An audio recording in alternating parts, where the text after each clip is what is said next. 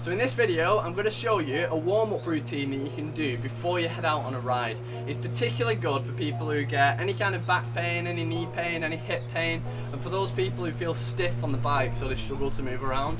So what this warm-up routine will do is it'll get the blood flowing, it'll start to get you warmed up and ready to go, it'll allow you to move around on the bike better, which is crucial for cornering, for manualing, for just proper movement on the bike, so it'll get you nicely warmed up for that, and it will also decrease the risk of injury and decrease the amount of pain that you might suffer from on the bike. So it's a really good warm-up routine for you to do.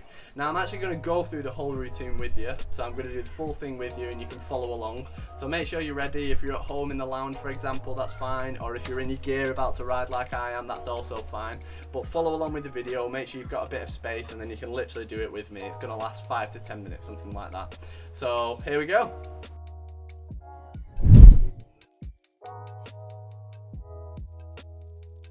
Okay, the first one that you're going to do, we're going to do 20 squats with a twist as well. So to start off with, make sure that you don't do a really violent twist. You want it to be nice and steady to start off with, and then gradually increase the power that you're doing. What you don't want to do is do the first one, fling it, and end up pulling out your back. When you're squatting, focus on keeping the weight on your heels and push your knees out slightly as well. So you can do these along with me.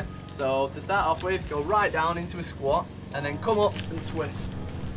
Squat down, twist. 2. And we're going to do 20 of these. Notice that I'm going opposite directions each side, and what I'm doing as I'm getting warmed up is I'm starting to throw a bit more power into the twist. That's 10, I think. Strong isn't my strong back. You'll find that you're getting a little bit out of breath, and you'll notice I'm getting a bit more powerful on each one.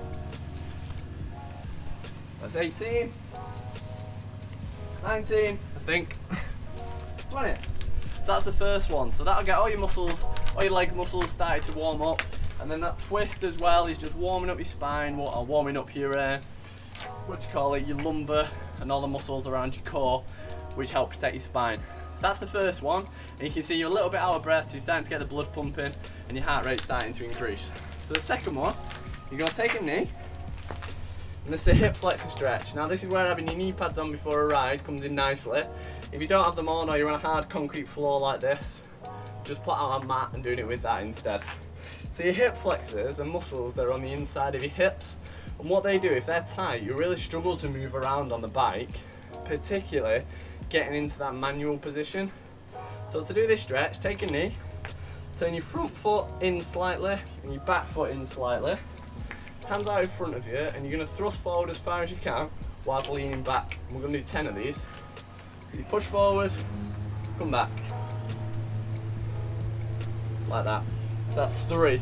Now what you're aiming to do is feel the stretch in there, not in your lower back. If you're feeling it in your lower back, go further into the stretch before you lean back.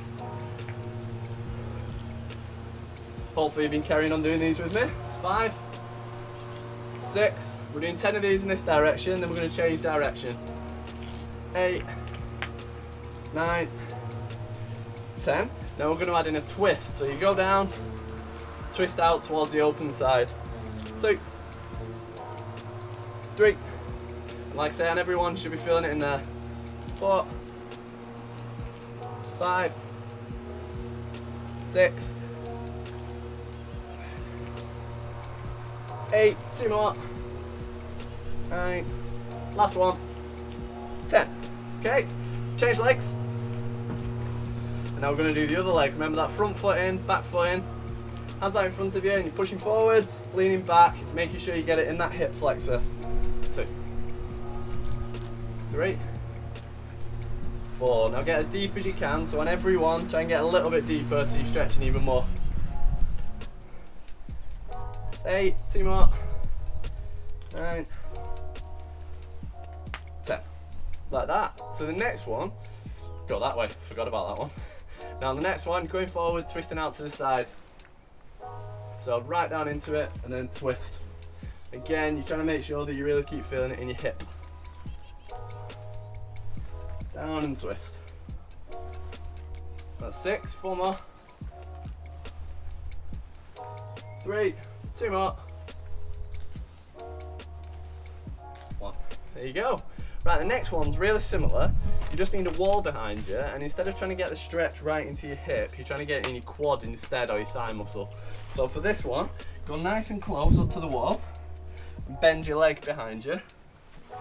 Other foot forward, and you probably already start to feel a stretch.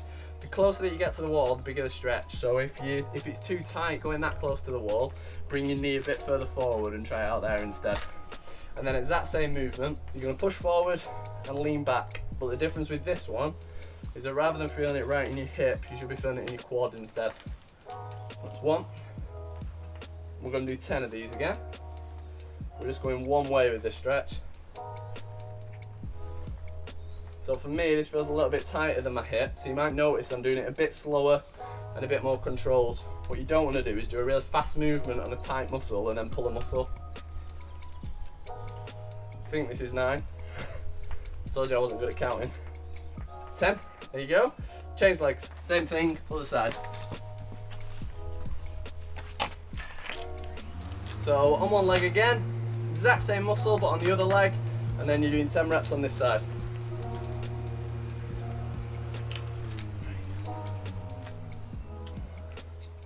That's 5, 6, get as deep as you can, 7, I think the neighbours think I'm really weird, 8, 9, last one, 10, there you go. Okay, next one, we've done 3 exercises. Next one we're going to do is your hamstrings. So for this one, tighten on my knee pads. This one, stood up, bend one leg, put it back about 1 foot length behind your other one, so you can see him about there. Bend that back leg, keep your front leg straight, and then you're going to do dynamic stretches where you're reaching down towards your foot, nice and smooth, 10 times. And as you do it, you're pushing your bum backwards and you're trying to get a stretch in your hamstring. Make sure that this knee doesn't bend, this one should stay straight. So you're going down, in and out, 10 times. So that's 2, 3, pushing back, 4, and notice I'm getting a little bit deeper on each stretch. 6, 7, 8, you might find this leg starts to bend a bit as well, the support starts to burn a bit, the supporting leg. That's 10, and then you're going to go over and out for 10. So you're still doing the same stretch, but you're just leaning out to the side a bit. 4, 5, 6, 4 more, 7, 8, 9, 1 more, 10. There you go. Change legs, you're going to do the other one now. So this one's straight, this one's bent on this, and as you're doing it again, you're sitting bum right back. So in and out, 10 reps. 2, 3, 4, 5, 6, 4 to go, 7, should feel it right down the back of your leg, 2 more, 9, 10. And on the next one, you're going down and out. Nice wasp on me. So 10 reps on this, and again, you might find it start to burn that leg a bit. 3, 4, 5, hello, 6, 7, 8, 2 more, nice and deep, 9, and 10. Perfect. Right, you're nearly done, we've got 1 more to go.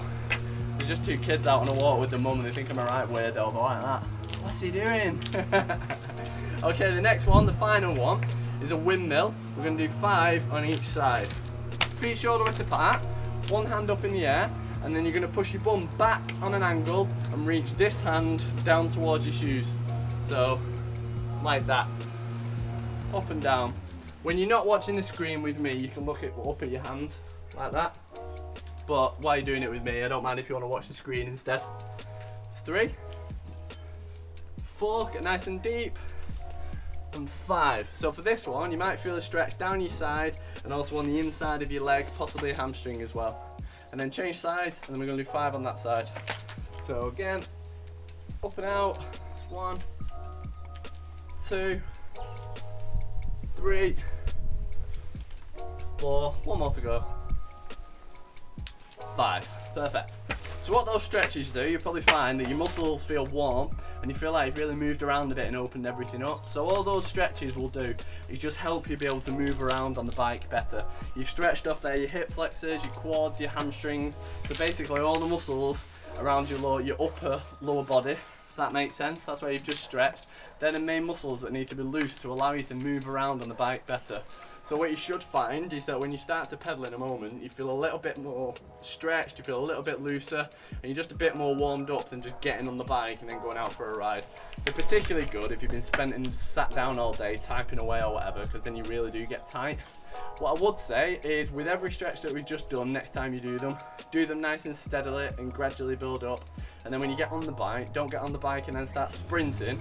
Get on the bike and gradually start to pedal and then ease up over like half a mile to 2 miles, gradually increase the effort that you put in, and then your body will start to warm up with you. So I hope you enjoyed these stretches. This is just a nice simple pre-ride stretching routine that you can do. If you've really enjoyed it, just leave a comment below and tell me you've enjoyed this video, and I'll do more stretching type videos if I find that there's a good demand for them. So do let me know how you found it. And remember, subscribe, turn on the notifications, and then you'll find out on YouTube as soon as the next video comes out. I'm off for a ride now. See you later.